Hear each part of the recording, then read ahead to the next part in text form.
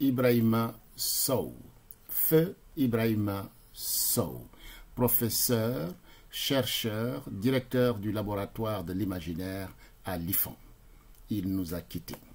Voici le livre dont je vais vous parler aujourd'hui. Je vais juste prêter ma voix pour supporter, porter les idées contenues dans cet excellent bouquin, inattendu chez le professeur Ibrahima Sow en 2014. Cet ouvrage d'une qualité rare qui appelle à la rupture, qui appelle effectivement au panafricanisme et au choix décisif.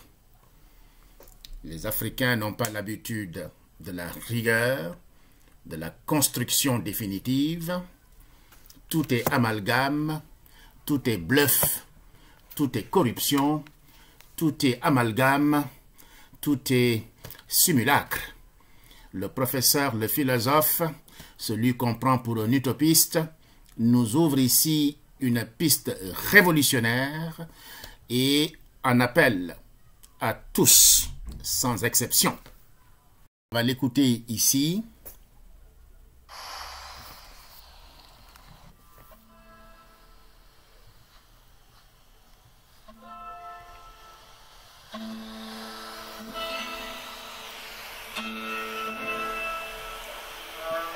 Il se présente.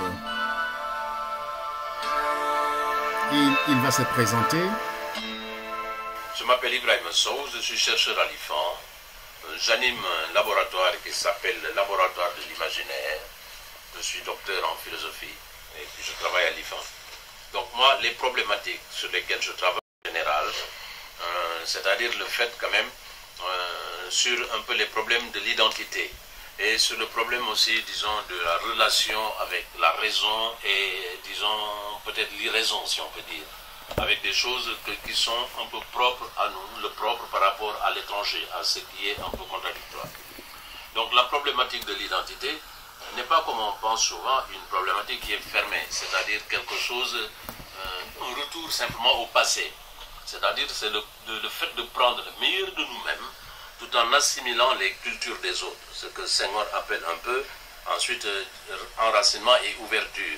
On peut être soi-même, tout en étant quand même en prendre ce qui est bien chez les autres.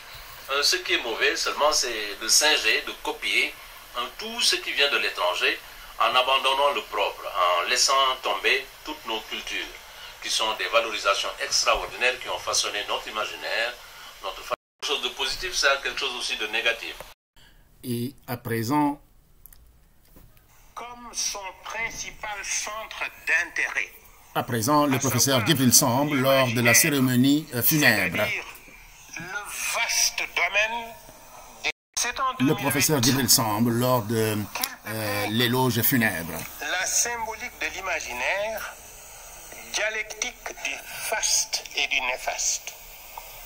L'année suivante, il publie coup sur coup Penda la Peule ou la légende du fleuve, puis la divination par le sable et l'épaisse somme, divination marabout destin.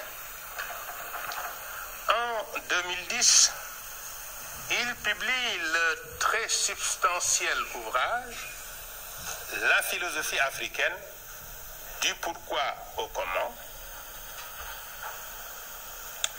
Cette publication est suivie en 2013 de l'extraordinaire histoire d'El Hadji Sosé Ndiaye, l'époux de Djiné Maïmouna, que j'ai préfacé, et de Le maraboutage au Sénégal.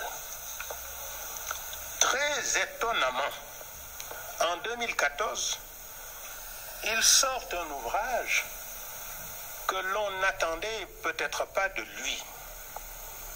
La révolution politique et civique au Sénégal. Un seul mandat pour le président de la République et 0 parti politique. Ainsi, le féru de l'imaginaire gardait-il un œil sur la politique et à l'esprit ses devoirs de citoyen attentif à la vie de la cité et en l'espèce désireux de l'éclairer. C'est une tâche capitale pour un intellectuel. L'année suivante, en 2000. Chers amis, je continue et voici le texte, la dédicace que le professeur, mon ami Ibrahima Sow me faisait en 2014 et je voudrais remercier mon ami Abdoulaziz Diatta qui est allé me chercher cet ouvrage parce que j'avais perdu de vue ce professeur, cet ami, depuis plus de 30 ans. Je l'ai rencontré rapidement lors d'une conférence, que le professeur Djibril Samb, un colloque, et j'étais à côté de ce génie, de ce savant, qui, quand il a entendu que je faisais de la philosophie, après que je sois intervenu à ce colloque, m'a dit, jeune homme, passez me voir au bureau, je suis à l'IFAN. Et c'est avec joie que je suis passé le voir, et depuis, nous n'avions cessé de nous parler, de nous conseiller. Et après, je devais prendre l'avion pour mes études de philosophie en France. Et quand je l'ai retrouvé grâce à mon ami Gamelin, qui me dit « Mais Pape Sissoko, est-ce que tu entends un philosophe à la télévision? Mais c'est un éloquent, un brillant, un atypique. » J'ai dit « Non, je ne connais pas. » Il m'a dit « Ibrahima Sow. » J'ai dit « Je ne connais pas. » Il m'envoie une vidéo. J'ai dit « Mais c'est lui que je cherchais depuis très longtemps. » Et je l'ai trouvé. Je lui ai écrit un message et il a répondu tout de suite. Et en toute modestie, il se souvenait de moi. J'ai décidé de vous présenter son ouvrage « Appel à la révolution politique et civique au Sénégal, un seul mandat et 0 parti politique pour le président de la République ».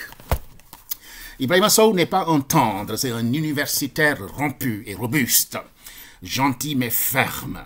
Il dit ceci: « S'il est vrai que rien ne s'obtient sans effort », attention, on parle aux Sénégalais, « rien ne s'obtient sans effort. Tout peut être tenté et accompli s'il existe la foi qui soulève les montagnes et si perdure la patience d'atteindre le but fixé. » Un objectif, on fixe. Ce n'est pas yalla yana, yalla yana, Dieu est grand, Dieu est grand. Non. Veolia, où est-ce que je vais? Que puis-je faire? Vaincre l'opposition de certains politiques et en convaincre d'autres s'avère être l'une des premières tâches pour baliser la voie du succès. Car ce sont eux qui semblent être à la fois les obstacles et les maîtres du jeu, qui pourraient empêcher ou rendre efficace une telle rupture. Rupture! Je sais bien que l'on m'opposera un prétendu manque de réalisme et de pragmatisme politique, parce que directeur du laboratoire de l'imaginaire, le rêveur d'un monde impossible.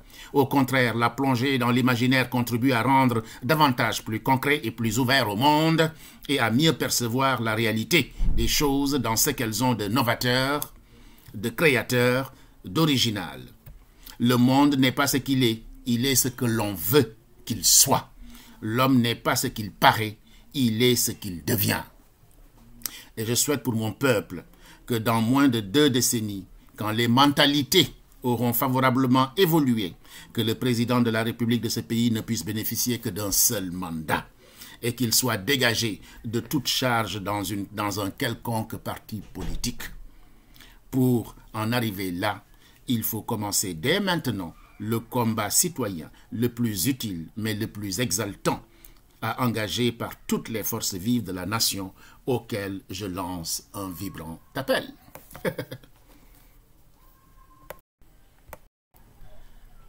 Ibrahima Sow dédie cet ouvrage au président de la République, maître du jeu politique, aux jeunes à venir du Sénégal, aux journalistes, Taskatou Tihebar, voix du peuple, aux panafricanistes pour que vive l'Afrique de demain, à toutes les forces vives de mon peuple pour le combat citoyen.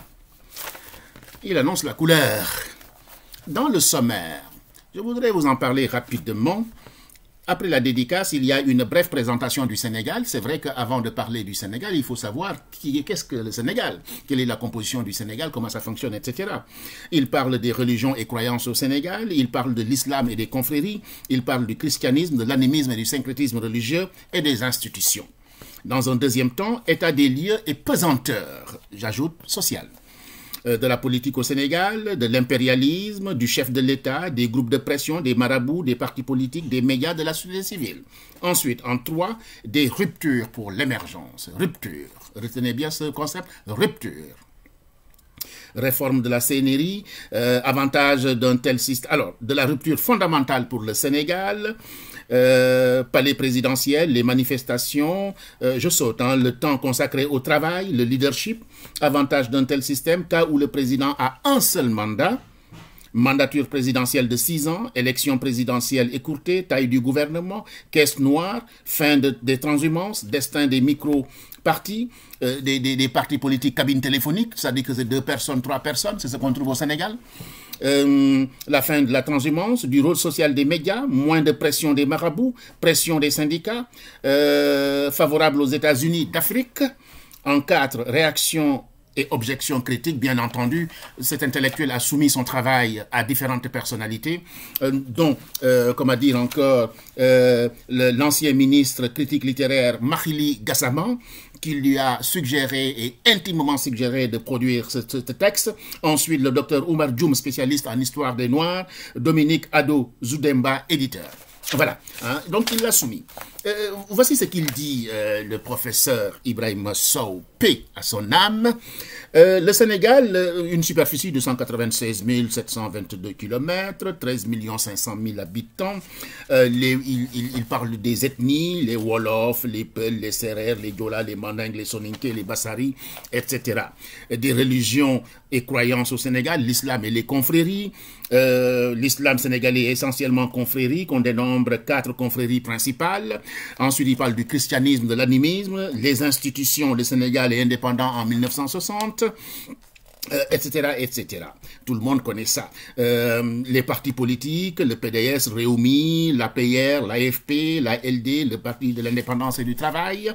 Une fois présenté, pourrait-on dire, la carte d'identité du Sénégal, avant d'en venir à ma proposition de rupture constitutionnelle qui apparaît comme une véritable révolution politique et civique.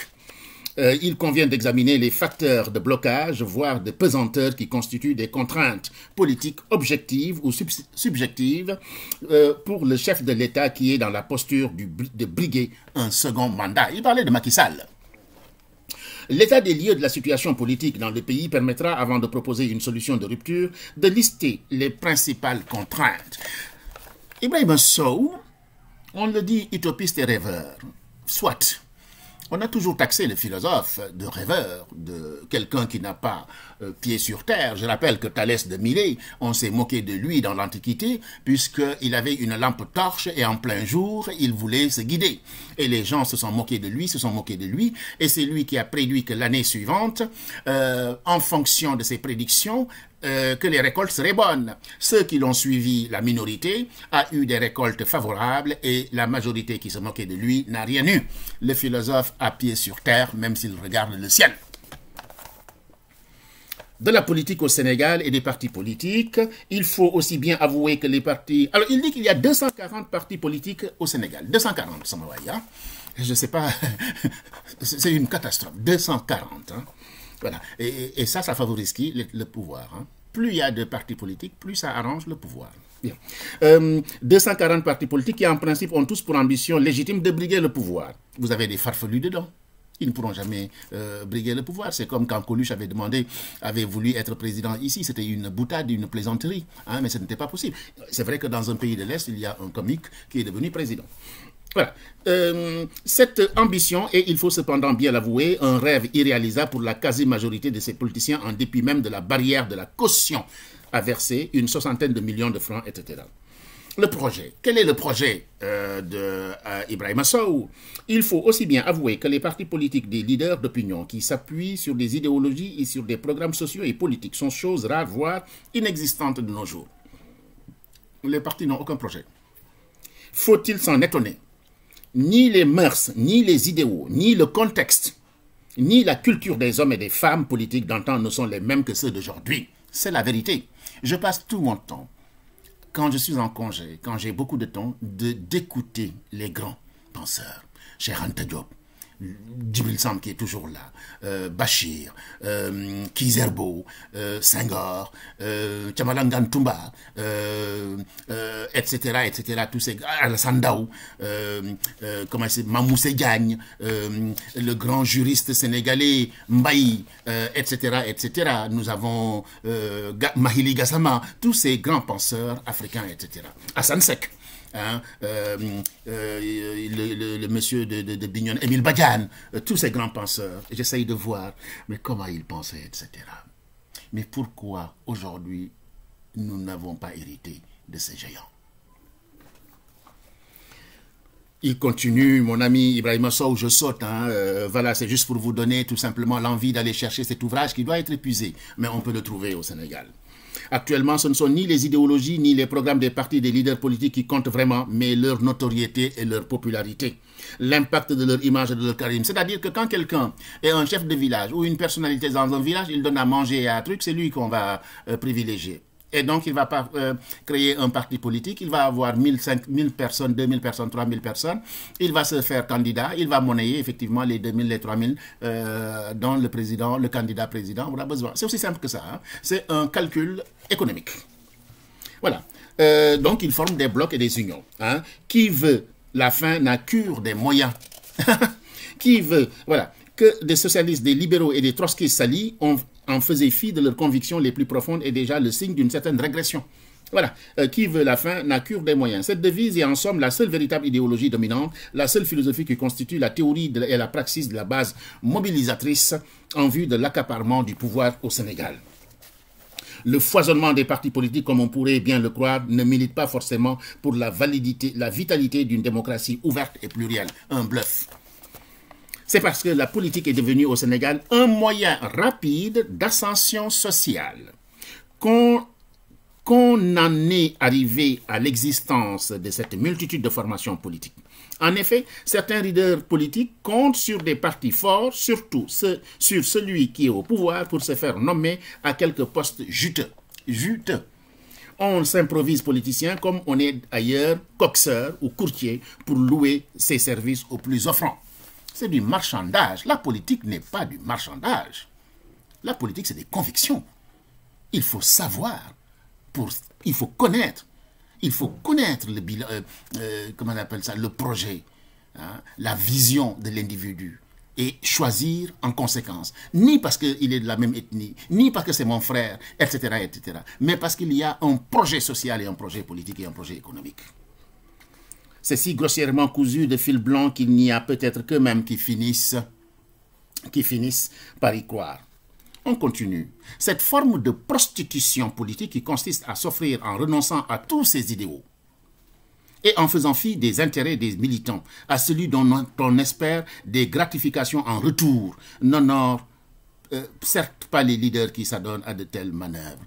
La politique, ce n'est pas du donnant-donnant. Non, ce n'est pas du donnant-donnant. Les calculs politiques et politiciens, les postes de prestige. Revenons à l'impérialisme du politique au Sénégal. Le peuple est pris en otage par les politiques, par les journalistes et par les animateurs de tout acabit qui prennent prétexte de n'importe quel événement comme de la plupart de la plus insignifiante déclaration de leaders politiques ou d'autres personnalités jugées importantes pour initier des débats sans fin et des discussions qui sont la plupart du temps sans réel intérêt pour la population. Il y a un jeune journaliste, Pape Alé, qui a innové. Avant, dans les télévisions sénégalaises, on invitait un gars du PS et un gars de Wad, etc. Ils se contredisent, qui est d'accord, celui-là n'est pas d'accord, etc. Ce n'est pas ça qui fait évoluer la mentalité. Je l'écoutais il n'y a pas longtemps, Pape Alé, et il a innové, effectivement. Il peut inviter des gens du même bord pour réfléchir sur un truc, sur un sujet, etc., des analystes politiques. Voilà, mais celui-là est contre, celui-là est pour. Même en philosophie, les dissertations, c'est relativement fini, hein, cette technique thèse-antithèse. hypothèse, hein. C'est relativement fini. Quelqu'un qui maîtrise effectivement peut dérouler une pensée autrement. Il y a différentes façons effectivement de dérouler une pensée, hein. Thèse, antithèse fait partie, mais nous avons le grand 1, le grand 2, etc., etc., et de façon progressive on déroule sa pensée. Le mimétisme, c'est-à-dire qu'on fait que le singe. Plus grave encore, le plagiat, qui mine notre société, est tel que chaque chaîne de télévision qui dispose au moins de 2 programmes relatifs à son émission, voilà, il se pique les idées. Hein, il se pique les idées. La capacité de renouveau, pourtant, la volonté de rupture semble faire grandement défaut chez nous au Sénégal. En effet, le statu quo semble être la réalité la plus commune. L'image même négative des politiciens renvoie dans la mentalité populaire à la réussite sociale, à la posture d'une élite qui régit nos destinées. C'est pourquoi, somme toute, les politiciens décriés ou non n'en demeurent pas moins d'une certaine manière enviés par ceux qui les critiquent et même les dénigrent. Oui, on les critique, mais on est en train de tout faire pour être à leur place. Quelqu'un me disait, les gens critiquent les policiers, les douaniers, etc. parce qu'ils disent qu'ils gagnent de l'argent comme ça. Mais pendant qu'il les critique, son père fait tout pour qu'il soit douanier. Pourquoi? Pour pouvoir raconter. Si c'est vrai ce qu'ils disent. Je n'ai pas dit que les douaniers volent ou que les policiers volent. C'est si, des hypothèses. De tous les hommes politiques, c'est la personne du chef de l'État qui jouit le plus d'intérêt et de considération. N'est-ce pas du chef de l'État, parlons-en. La recherche d'une proximité avec le président de la République est sans conteste aucune la chose la plus convoitée par les populations et les politiciens. N'est-ce pas lui qui a le pouvoir que même les devins n'ont pas de concrétiser les rêves les plus ambitieux des individus en leur permettant d'assouvir leur désir de pouvoir et aussi surtout avec le dernier président, Maître Abdoulaye Wade, réputé pour ses largesses, de leur assurer richesse et notoriété en les comblant d'argent et de biens. On le sait, hein, ce n'est pas un secret, hein, on le sait. Hein. À donner. Hein. Comme je l'écrivais dans mon ouvrage intitulé « Le maraboutage au Sénégal, un faiseur de destin », le président de la République. Hein. C'est lui qui vous crée. Voilà. Dans son excellent petit ouvrage instructif et salvateur, l'ambition quasiment révolutionnaire, Demain la République, El Hadj Ibrahima Sall, économiste et philosophe, écrit « Le président de la République est dans notre pays au centre de tout. Le chef de l'État est l'objet de sollicitations. Le président de la République, voilà le problème, le seul. Et l'unique problème que nous avons au Sénégal. Serait-ce à son corps défendant, c'est lui la source et la cause de tous nos maux. Qu'il en soit responsable volontairement, consciemment ou non, c'est lui qui est à la fois le bourreau et la victime. Mais c'est révolutionnaire, mes amis. Personne n'a pensé que la figure du président de la République pouvait être un problème. C'est le philosophe qui va chercher ça. En secouant effectivement le vivier, il se rend compte que le problème, c'est le président. La perpétuation du statut de président. Et tout le monde vient graviter autour. C'est en Afrique seulement que vous allez voir que des chefs d'État restent 40 ans au pouvoir.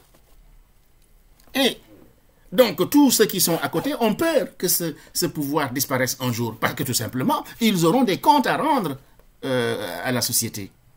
Regardez à travers l'Afrique, vous verrez. Qui ne souhaite pas bénéficier des faveurs du chef de l'État? La station enviable de responsabilité, etc., etc. Il n'est pas faux de dire, selon les formules consacrées, ami d'hier, ennemi d'aujourd'hui. Ou alors, ennemi d'aujourd'hui, ami d'hier. Ce n'est pas la morale qui guide ici la pratique, mais l'efficacité du résultat escompté. Oui, la morale disparaît. Hein? En politique, au Sénégal, la morale disparaît, on n'a pas de valeur, on n'a pas de conviction. Celui qui a des convictions, il est un langadof. Où les parents te disent, il est malade. Parce qu'il faut aller là où tourne le vent. On va parler de la transhumance. La posture du chef de l'État dans de telles circonstances de chantage, de pression et de stress, de calcul politicien n'est certes pas des plus enviables, ni des plus confortables pour lui-même, pour son équilibre, pour sa quiétude et pour gouverner. Une telle pression qui lui est recherchée dans des collaborateurs et des alliés qui ont une prétendue base politique. Par une sorte de paradoxe parfois incompréhensible, le président de la République s'attache à des politiciens qui lui font miroiter une base. Ce n'est pas de la politique. La politique qui se réduit à l'électoralisme a fini par engendrer chez nous au Sénégal une forme de modèle de gouvernance politique que je qualifierais de médiocratie. Le processus de médiocratisation qui est déclenché au Sénégal par les pratiques des politiciens doit être stoppé par un sursaut citoyen de rupture arrimée à une forte volonté politique qui fait actuellement défaut. C'est la politique politicienne qui sécrète les cultes des médiocres promus à des postes de responsabilité et ne correspondent pas à leurs compétences. Les médiocres, il faut bien en convenir, constituent une race d'hommes très tenaces et entreprenants qui ne reculent devant aucune humiliation pour parvenir à leur fin. La seule chose qui soit importante pour eux, essayez donc de vous débarrasser du chien-dent. La politique du Sénégal est largement orientée selon la volonté affichée ou non des groupes de pression. Des groupes de pression sur le chef de l'État, le casse-tête, celui du partage du gâteau, le Sénégal n'est pas un fromage, etc., etc. Au contraire, alors, au groupe de pression des milieux d'affaires, des milieux maraboutiques, des milieux politiques, il faut ajouter la parentèle, la très large parentèle éparpillée dans le monde, qui ne tardera pas à venir de partout réclamer sa part du fromage, comme si de droit. Le panfamilialisme dont parle le docteur Oumar Djoum jouera alors pleinement sa partition dans la distribution des postes aux parents. Mais la politique, ce n'est pas une affaire de parents. Hein?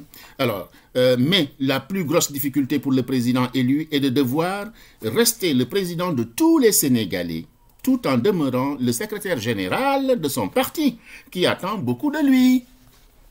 Le président Macky Sall, en dépit de sa belle formule, que moi j'ai souvent utilisée parce que je lui faisais confiance, la patrie avant le parti. C'est faux. C'est faux. C'est faux. Qu'il le veuille ou non, pris en otage par ses partisans dont dépend sa réélection. Ce qui l'intéresse, c'est sa réélection. Donc le parti. Du parti du président de la République. Le parti au pouvoir, car en effet ce sont en réalité ces membres qui généralement occupent les postes les plus importants et les plus enviés de l'appareil d'État qui vont effectivement le promouvoir. Faisons vite. C'est souvent le cas au Sénégal que les frasques des partis au pouvoir fassent la une des journaux. Tout cela ne milite pas pour l'exercice d'une présidence que le chef de l'État souhaiterait consacrer durant son mandat au travail et à la patrie, la quiétude bienfaitrice qui commande, l'esprit d'entreprise et à la concrétisation des grandes œuvres, les divertissements que le parti peut occasionner. Du forex, on joue avec l'argent du peuple. La logique qui semble être malheureusement admise au Sénégal est qu'il faut d'abord se servir avant de servir. Quelle honte! Quelle honte! Ce n'est même pas moral. On passe tout notre temps à prier, à l'église, à dire Yallah, alhamdoulilah, avoir son chapelet. Mais arrêtez ces simulacres, arrêtez. Et les grands marabouts le disent. Hein, le Sénégalais est pressé que 14h arrive, 15h le vendredi et c'est fini. Il enlève son grand boubou, son beau boubou et il met son jean, etc. Et il va vadrouiller et faire n'importe quoi. Et le dimanche soir à 22h, il remet son djellaba. Hein, il est devenu musulman, il est devenu éthique, il est devenu chrétien. On le connaît, hein, on le sait, des tricheurs.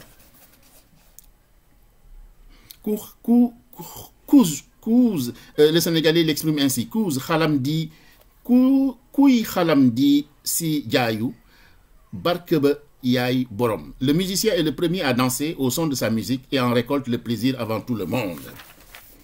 Des marabouts. Les Sénégalais sont très attachés à la religion, aux dogmes et aux principes. Le pouvoir charismatique des marabouts leur assure au Sénégal un incontestable leadership. On en connaît qui, comme des caméléons, sont de toutes les confréries. Ils ne le manifestent cependant selon les circonstances et les opportunités. Oui. C'est rare, hein, vous allez avoir 70% des... Même les Diola n'avaient pas ça. Mais maintenant, vous avez des hommes politiques Diola, ils sont mourides, ils sont tidjanes, ils sont khadres, ils sont etc. Hein. Ce n'est pas interdit. Mais ça veut dire tout simplement, qu'est-ce que ça veut dire? Le philosophe, l'intellectuel doit sonder ça, doit se dire, mais pour quelle raison il devient ça? Alors que dans sa culture propre, il n'y avait pas ça. Point. Donc, il les appelle des caméléons. Pour un politicien, un citoyen est avant tout un électeur. Mais un marabout, c'est beaucoup d'électeurs. Ah, le commerce. Le commerce.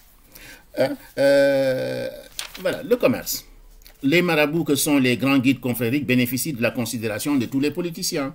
Hein? Dès qu'il y a une élection, ben, on va leur rendre visite, etc., pour avoir la bénédiction, les télévisions qui n'ont rien à faire que d'aller filmer ces choses-là et nous le proposer.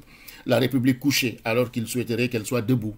La République lui-même qui se croit toujours obligée de déférer à la moindre de leur convocation, pas seulement à son nom propre, ou comme talibé, mais prétendument au nom de tous.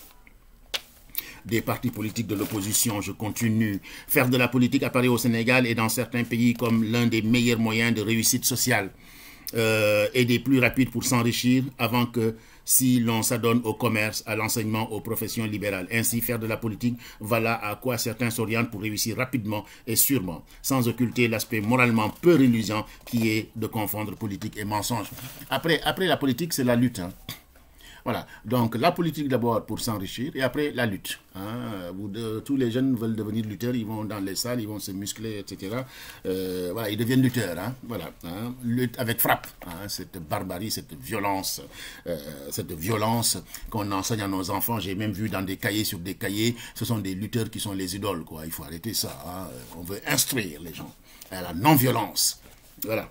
Hein, je ne suis pas contre la lutte, je veux que la lutte soit traditionnelle, je suis pour les bakus, c'est cérémonial, etc.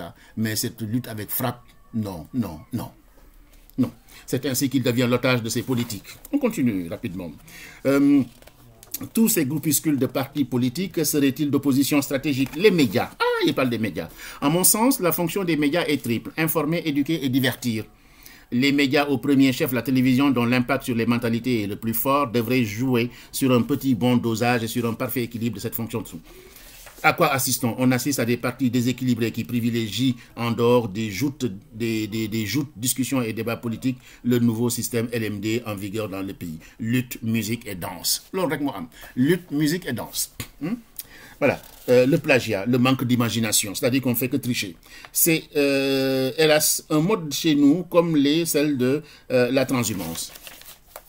De ce fait, la télévision participe par la magie de l'image à fortifier et à fragiliser des carrières, à faire et à défaire des réputations, à mettre à nu des nouvelles personnalités, si bien que tout chef d'État, pour mettre en valeur son image, pour développer sa propagande et pour faire sa promotion, cherchera à disposer d'une chaîne de télévision officielle, une télévision d'État dont il assure le financement des activités et des services qui lui serviront de médium pour conduire sa politique.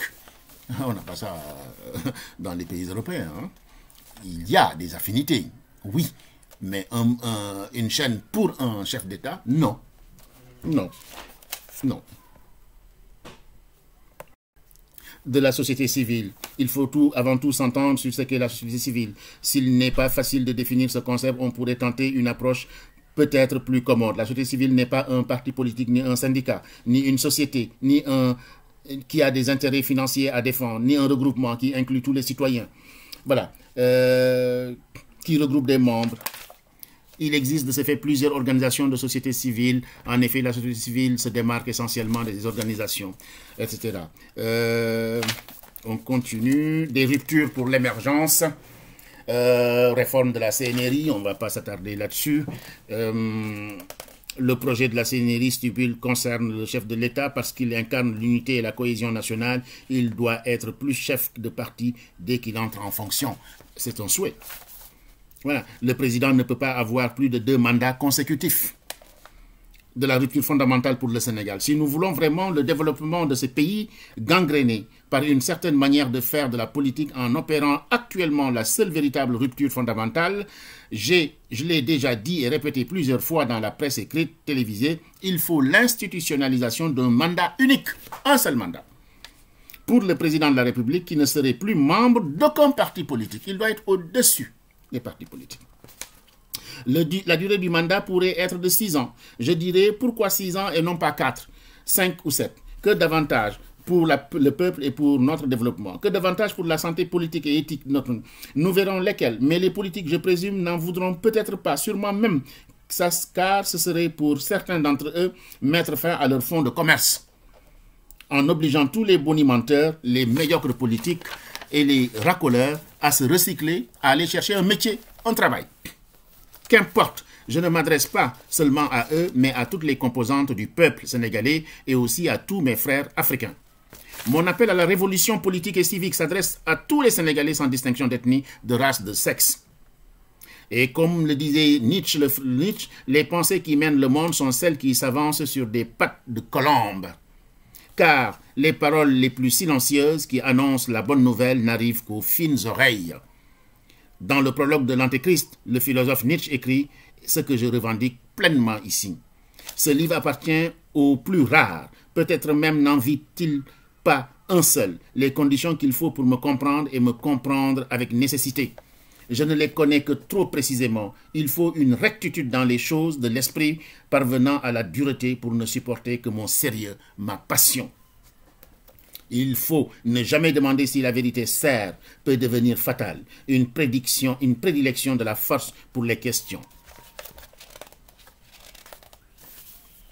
Le pouvoirite. Pourtant, une telle rupture aiderait grandement les pays africains malades de pouvoirite à se développer, à devenir des pays émergents selon les termes de la mode, ce qui ne se décrète pas, mais se conquiert par la discipline, le travail, l'imagination créatrice, l'honnêteté, toutes choses grandement absentes dans le Sénégal d'aujourd'hui. N'oubliez pas que je parle pour l'avenir, pour un peuple à venir et pour les politiciens nouveaux. Peut-être que cela changera. Le souhait le plus ardent que j'adresse au lecteur est qu'il lise ces pages en privilégiant la raison. Quand je fais des conférences, je dis je ne parle pas au cœur, je parle à la tête, à la raison. Le bon sens, la réflexion objective, l'acuité critique, l'intérêt général, le sens de la responsabilité pour bâtir le Sénégal nouveau et une Afrique prospère. Et non le cœur, la subjectivité, la passion, les partis pris idéologiques, les intérêts mesquins et personnels. Il faut n'avoir strictement en vue que l'intérêt supérieur de la nation. Oubliez votre parti politique, oubliez vos leaders, oubliez vous-même dans le grand dessein de cette proposition de rupture constitutionnelle. Et dites-vous, parlez en votre nom, choisissez, décidez de façon éclairée. Je propose pour un Sénégal émergent un mandat unique de 6 ans, non renouvelable pour le président de la République qui ne sera plus membre du parti politique. C'est clair et sans ambiguïté aucune. Ce président-là se mettra au travail. Au travail, il aura comme seule ambition de réussir. Dès qu'il a un projet, il mettra le paquet pour réussir. C'est ce que Ibrahima Sow nous invite. Hein? Et il y a des pays qui ont expérimenté ça, où le mandat est unique. Je ne vais pas... vous cherchez, vous verrez effectivement des pays... La majeure partie, effectivement, c'est un mandat renouvelable une fois, etc. D'autres, c'est éternellement, etc. Voilà. Hein. Mais dans les pays africains, ce serait bien que le mandat soit unique pour qu'effectivement le président se mette, non pas à chercher sa réélection, mais à se mettre au travail et à accomplir les projets qui lui sont confiés. Avantage d'un tel système où le président n'est ni chef ni membre d'un parti politique, le palais présidentiel. Il ne saura plus être alors question que le palais présidentiel serve de siège déguisé ou de lieu de réunion des membres du parti au pouvoir. Les manifestations folkloriques y seront désormais interdites et bannies. Il n'abritera ainsi seulement, comme il est normal dans un pays démocratique, que des rencontres officielles. Voilà. Financement du parti, massification du parti, non. Des leaders du parti, conflit de leadership et de présence au sein du parti. Vous savez, ils se tiraillent. Hein? Ah oui, le gâteau. Hein? Le syndrome is no good a pour résultat, au fond, ce qui compte, d'abord, un conflit sourd.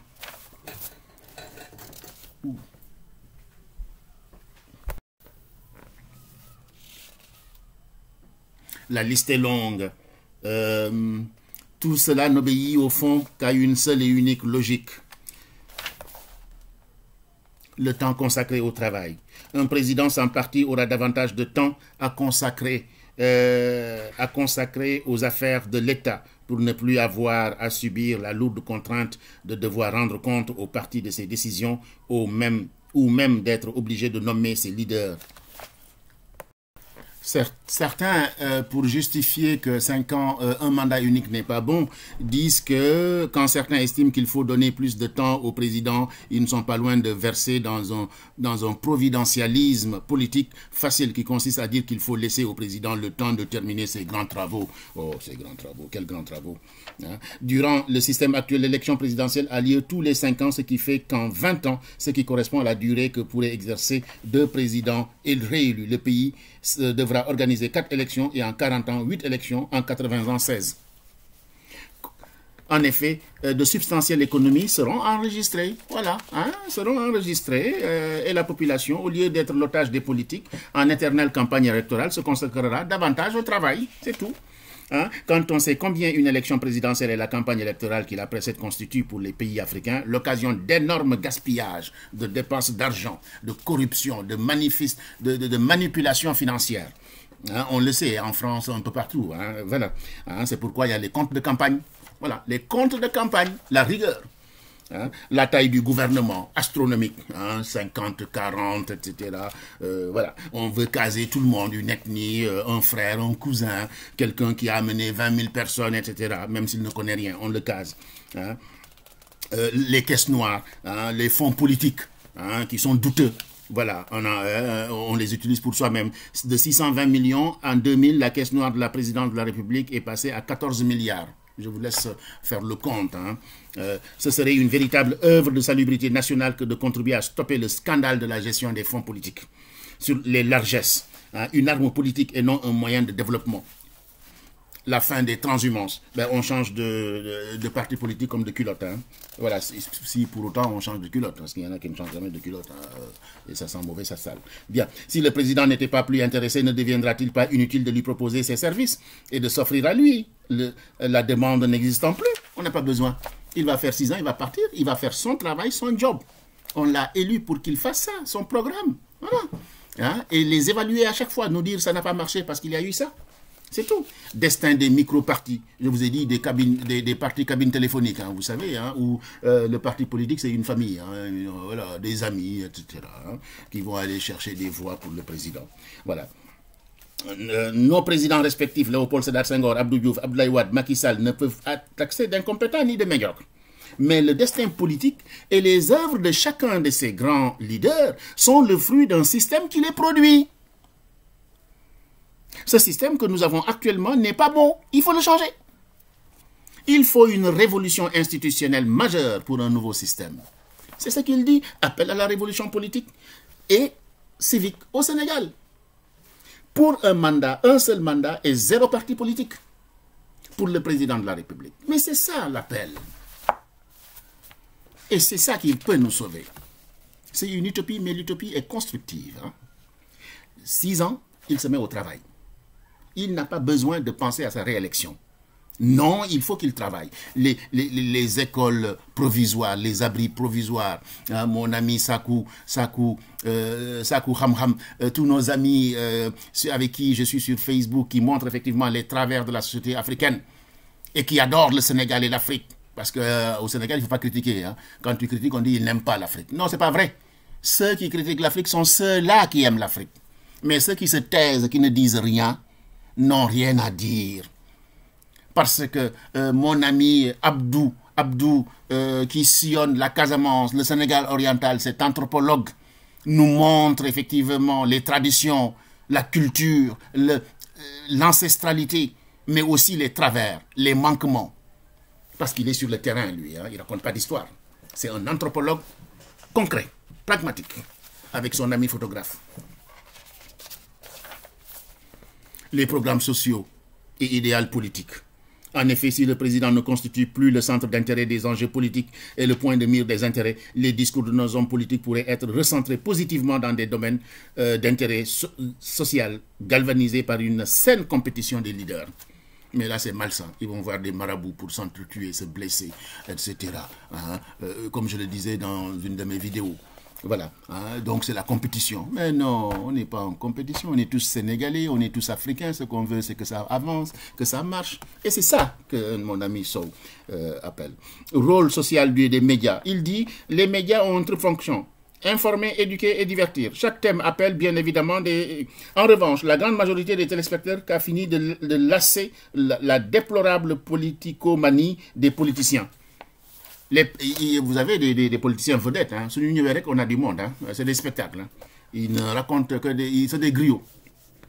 Un pays ne saurait se développer par la lutte, par la musique, par la danse, par des jeux de tous ordres, bien qu'il en faille, bien sûr. Seulement, on nous les présente de nos jours en les privilégiant comme de sûrs moyens d'ascension sociale. C'est au contraire une calamité mondiale qui n'a pas été suffisamment dénoncée, hélas. Les médias, la télévision en particulier, sont de nos jours les plus importants véhicules de propagation et d'expression du griotisme dans ce pays. C'est une pratique excentrique qui a avant tout besoin d'un public qui veut être vu et entendu pour atteindre son but, qui est de satisfaire la vanité de celui qu'on flatte. Vous savez très bien, au Sénégal et dans certains pays, quand vous devez sortir à la télévision, ou bien ils vont appeler les journalistes, mais est-ce que tu peux faire un reportage sur moi? Après, ils lui donnent quelque chose, etc. Il y a un journaliste sud-africain, lui, il refuse les invitations. Hein. Il fait son travail. on lui offre une chambre d'hôtel dans un Carlton, etc. Il refuse. Il refuse parce que tout simplement, il ne veut pas être corrompu. Ça, c'est du professionnalisme. On a des journalistes professionnels au Sénégal qui refusent ce genre de choses-là.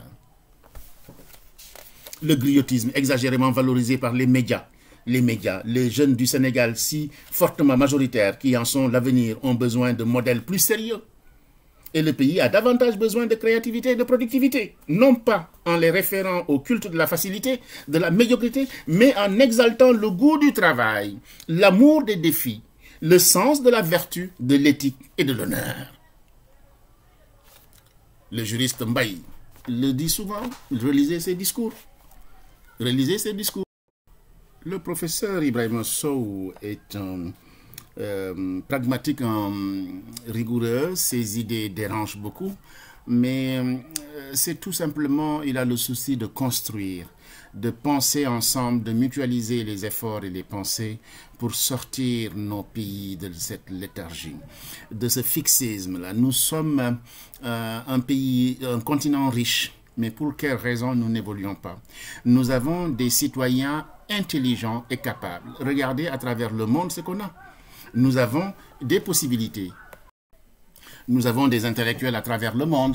Non, nous avons des ressources. Maintenant, regardez la fuite des cerveaux, etc. Pourquoi? Parce que tout simplement, il y a une insatisfaction dans le pays. Parce que tout simplement, celui qui mérite n'a rien. C'est celui qui est griot, celui qui est avec le parti au pouvoir qui va effectivement avoir un poste.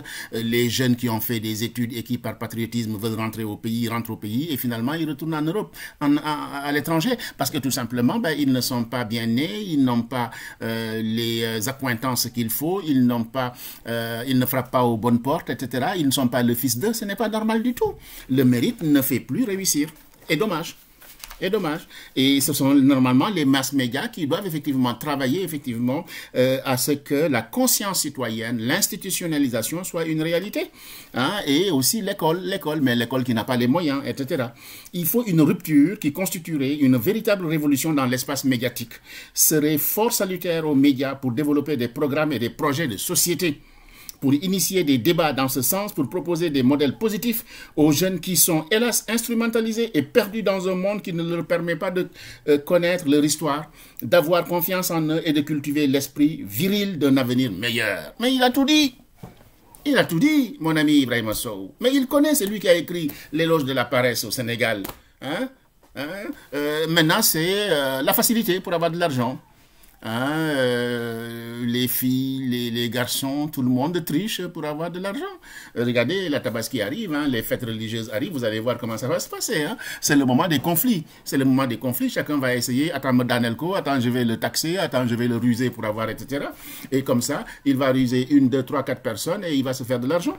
Regardez ce que je vous dis. Les conflits foncier, on vend un terrain à 10 personnes, 15 personnes, etc. C'est au Sénégal qu'on voit ça. C'est au Sénégal.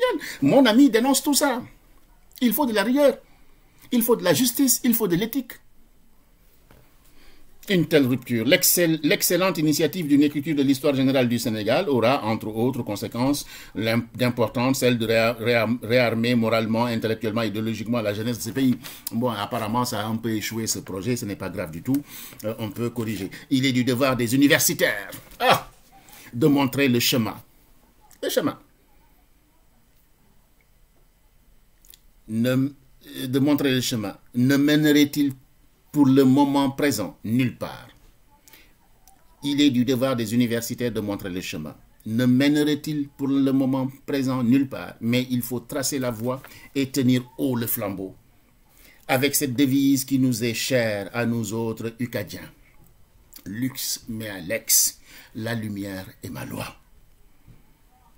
Les médias devraient y contribuer en suscitant et en vulgarisant de tels projets.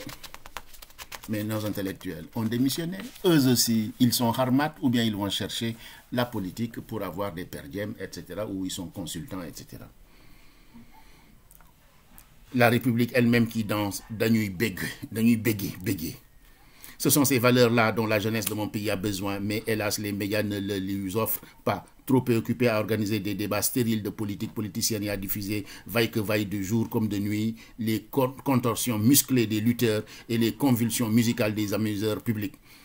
Voilà, pour fêter l'anniversaire du pouvoir, du parti au pouvoir, on a vu ceux qui nous gouvernent devant le président de la République lui-même comme des amuseurs de grand théâtre. Voilà. Si le président de la République n'était pas plus rééligible et n'était plus membre du parti politique, aurait-il cet attrait? Non, il n'aurait pas cet attrait. La pression des marabouts, moins de pression des marabouts. Au Sénégal, il n'y a pas de pression plus forte exercée sur le président de la République que celle des marabouts, des grands dignitaires et guides religieux, peut-être même autant que les dictats réunis de la Banque mondiale.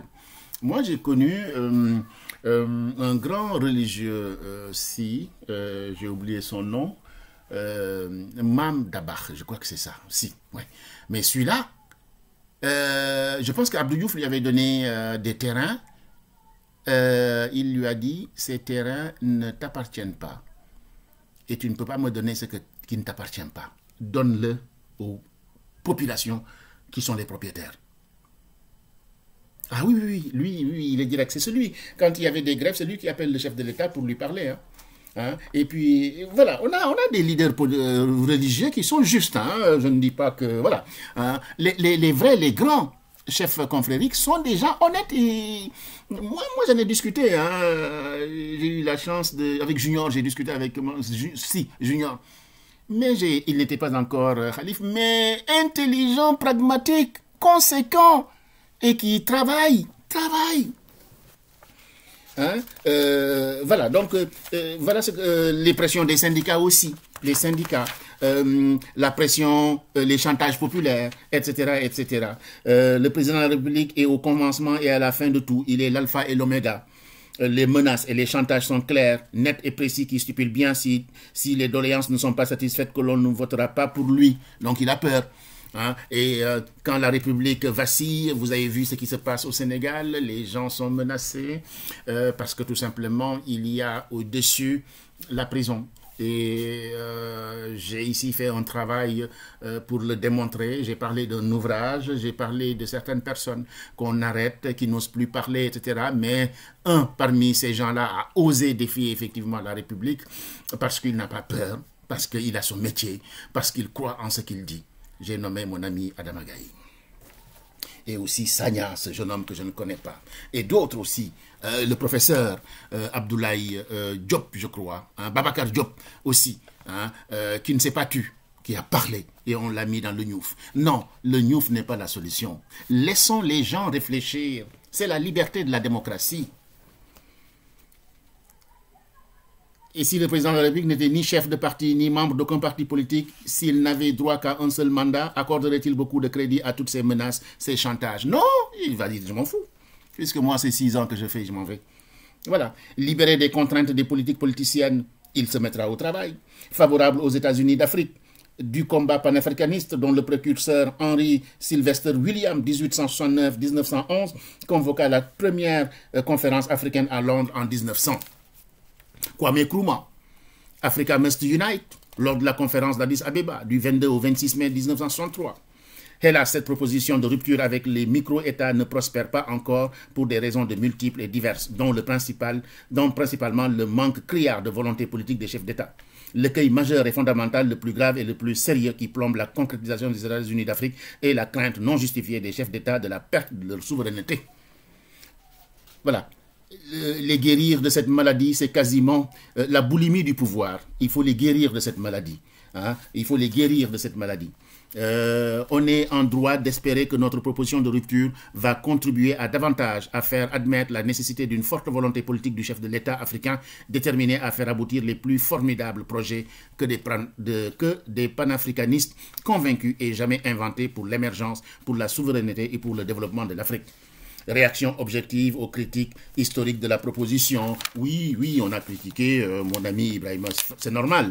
Nous, quand on expose une théorie, on n'a pas peur des critiques, on expose le propos à la sagacité générale, et justement, nous n'avons pas la science infuse, donc on discute avec les gens, et puis les gens nous donnent des arguments, peut-être que nous pourrons changer d'avis. Je voudrais vous lire tout simplement une lettre ici, que le professeur Ibrahim Sow a adressée au président de la République. Excellence, pardonnez-moi ce qui pourrait vous paraître de l'impertinence de ma part, celle de vous suggérer au lion de se retirer, mais croyez-le bien, Je n'ai encore en vue que votre gloire, la survie du destin d'un homme et aussi et surtout votre propre bonheur, même contre vous. Mieux vaut un retrait paisible dans la dignité et dans la paix de votre famille que des ennuis futurs dont nul ne peut mesurer le degré.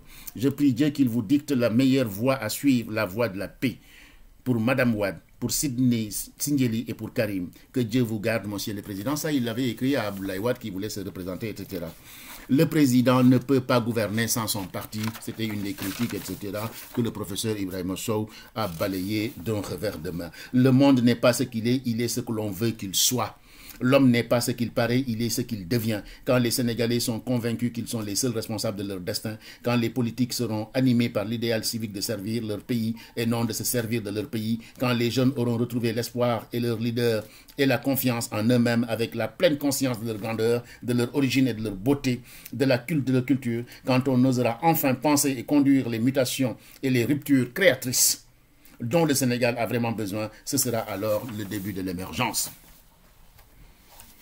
Mon ami s'adresse à vous, dignitaires traditionnels de mon pays, gardiens des us et coutumes qui ont façonné les mentalités identitaires de ce peuple et contribué à leur inculquer le sens de l'honneur, l'amour de la patrie, le culte de la tolérance et le respect des traditions s'inscrivent dans la diversité culturelle.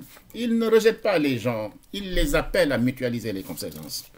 Mon appel s'adresse aux journalistes, aux artistes, aux femmes, aux jeunes, aux syndicalistes, aux membres de la société civile, aux chômeurs, aux panafricanistes.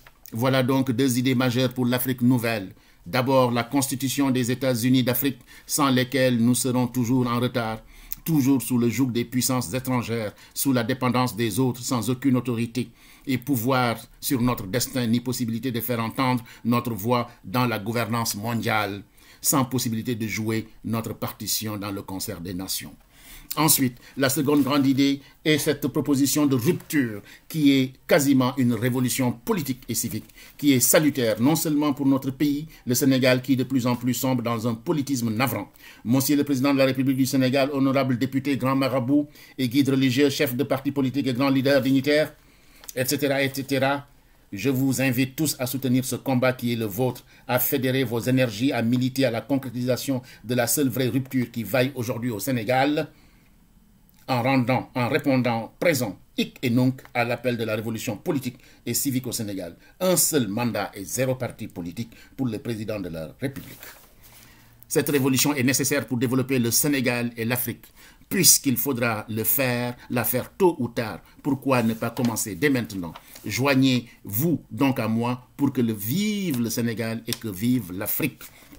Voici le texte de mon ami Ibrahima Sow, appel à la révolution politique et civique au Sénégal, un seul mandat et 0 parti politique pour le président de la République. Comment dire encore, je mettrai aussi, pour compléter les travaux de mon ami Ibrahima Sow, l'éloge funèbre du professeur Djibril Samb. J'étais dans une salle de sport quand j'écoutais son discours, inspiré du modèle d'Aspasie, hein, cette femme qui a initié Socrate, Platon, à faire des discours. C'est sur ce modèle-là que l'éloge funèbre de Ibrahima Sow par le grand professeur Djibril Samb a été fait. Et ça m'a inspiré, j'ai dit, il faut que je parle de cet ouvrage-là. Parce que cet ouvrage, c'est un tournant, cette rupture. Et moi, j'aime les ruptures, j'aime le changement, j'aime que ça change, parce que je suis un Sénégalais optimiste.